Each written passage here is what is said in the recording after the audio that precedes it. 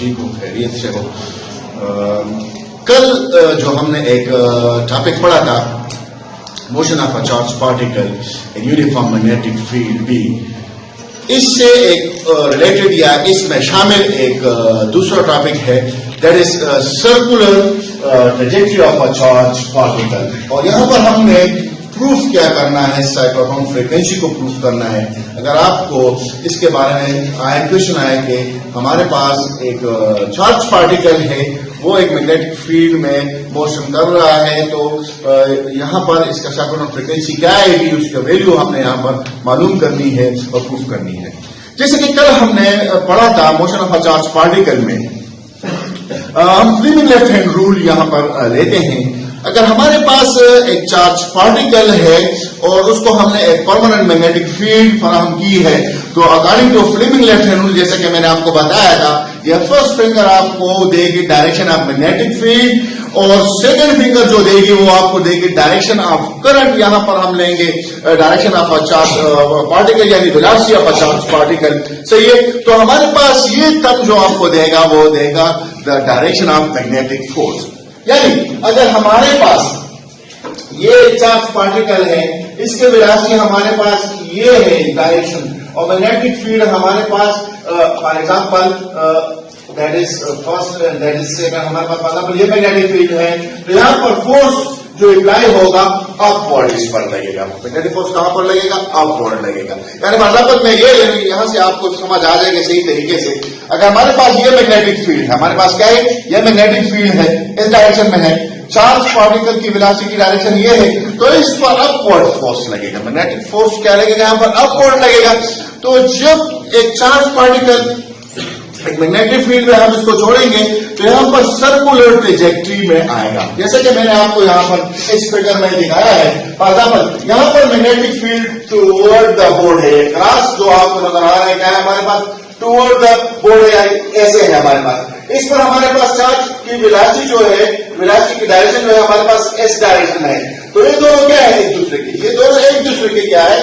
Perpendicular है। For example that is the magnetic field direction, that is the velocity direction. ये दोनों क्या है? एक दूसरे के परपेंडिकुलर है। तो इस पर मैग्नेटिक फोर्स जो करेगा according to Fleming left hand rule, इस डायरेक्शन पर इस पर मैग्नेटिक फोर्स लगेगा, और इसी मैग्नेटिक फोर्स की वजह से ये चार्ज पार्टिकल सर्कुलर फॉर्म में मोशन शुरू करेगा। क्या करेगा? सर्कुलर फॉर्म में मोशन शुरू करेगा। यानी अगर हमारे पास एंगल जो है दैट इज 0 एंड 90 डिग्री के दरमियान है, तो ये चार्ज पार्टिकल यानी जैसे कि स्प्रिंग आपने देखा है, स्पाइरल मोशन में हमारे पास आएगा। तो हमारे पास सर्कुलर ट्रैजेक्टरी जो होगी वो शो होगी। इसका हमने जो मैग्नेटिक फोर्स है हमारे पास, यानी हमारे पास मैग्नेटिक फोर्स जो वैल्यू आती है that is Fm, it will be equal to QVB।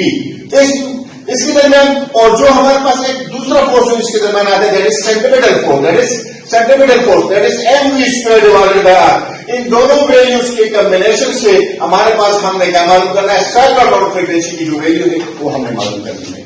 तो आते हैं, जैसे कि मैंने आपको थ्योरेटिकली यहां पर लिखा है, इसके बारे में हम आते हैं। Let us consider a charged particle Q of mass m moving in a uniform magnetic field B.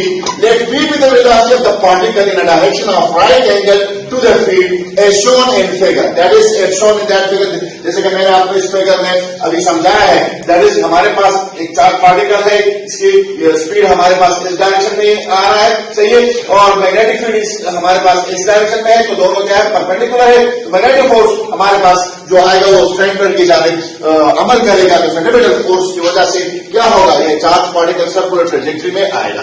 सही है। Now then upward force on the वही चार्ज, यहां पर हमारे पास जो फोर्स आ रहा है वो आएगा that is QV cross B। QV cross B particle के हिसाब से हमारे पास QV क्रॉस B आएगा। इसको मैंने आपको पहले टॉपिक में बताया, इसके लिए आपको वीडियो भी आप देख सकते हैं। और हमारे पास करंट के हवाले से जो आएगा that is force F will be equal to BIN। सही है ना? क्रॉस प्रोडक्ट है तो एंगल हमारे पास दोनों जगह में क्या आएगा? 90 डिग्री आएगा। जब 90 डिग्री आएगा तो साइन 90 हमारे पास 1 के बराबर होगा।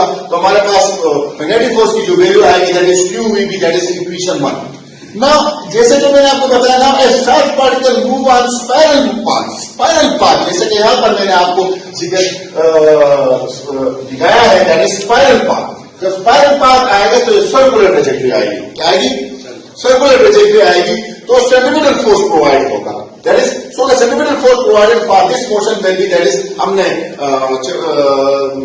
फर्स्ट ईयर फिजिक्स में पढ़ा था, that is चैप्टर नंबर 5 में हमारे पास सेंट्रीपिटल फोर्स की वैल्यू जो है वो क्या है? mv² divided by r.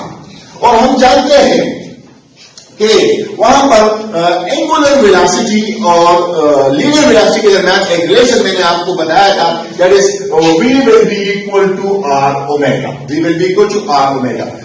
यहां पर हमारे पास v क्या है? v स्क्वायर है, तो इसको हम डायरेक्टली यहां पर स्क्वायर ले लेते हैं, that is v square it will be equal to r square omega square. अब इसकी वैल्यू हम क्या करते हैं? Putting the value of that v square, that value in equation 2 we get that. हमने वो v स्क्वायर की value r square omega square इस इक्वेशन 2 में क्या करना है? पुट करना है, तो हमारे पास वैल्यू आ जाएगी, that is fc will be equal to mr square omega square divided by r. तो ये r, इसमें से एक r को काट देगा क्योंकि डिवाइडेड है, दोनों क्वांटिटी हमारे पास क्या डिवाइडेड है, तो हमारे पास वैल्यू जो आ जाएगी, that is fc will be equal to mr omega square. That is equation 3. ये भी हमारे पास फोर्स की वैल्यू है और ये भी हमारे पास क्या है? फोर्स की वैल्यू है. दोनों इक्वेशन को हम कंबाइन कर लेते हैं. By combining equation 1 and 3 we get that mr omega square will be equal to qvb.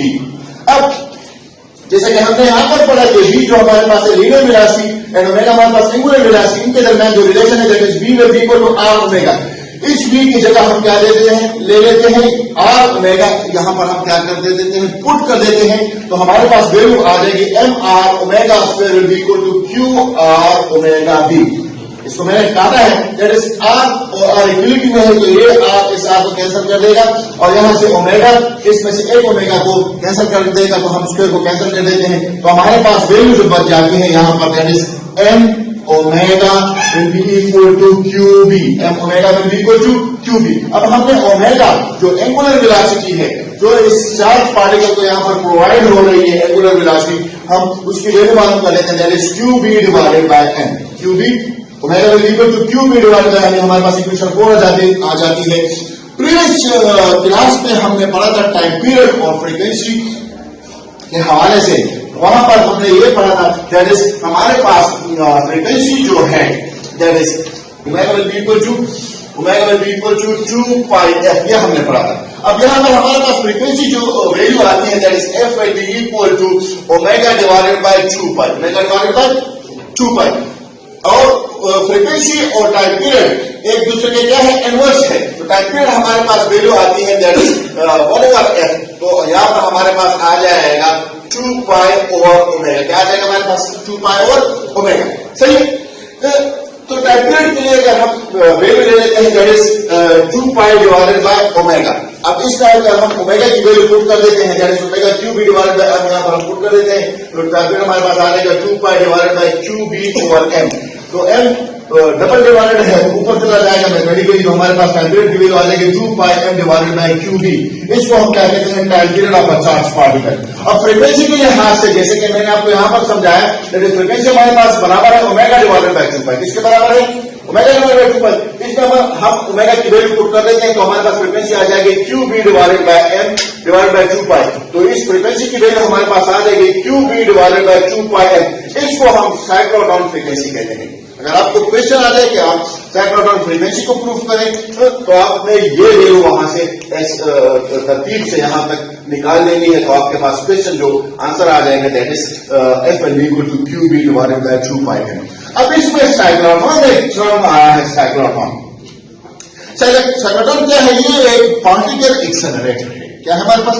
Particle accelerator है. इसको हम डिफाइन कैसे करेंगे? A circular particle accelerator in which charged particle confinement महदूद करना, to keep in limits, that is a vertical magnetic field and accelerated by an alternating high frequency applied voltage. तो यह हमारे पास आज का जो टॉपिक था, that is circular trajectory of a charged particle.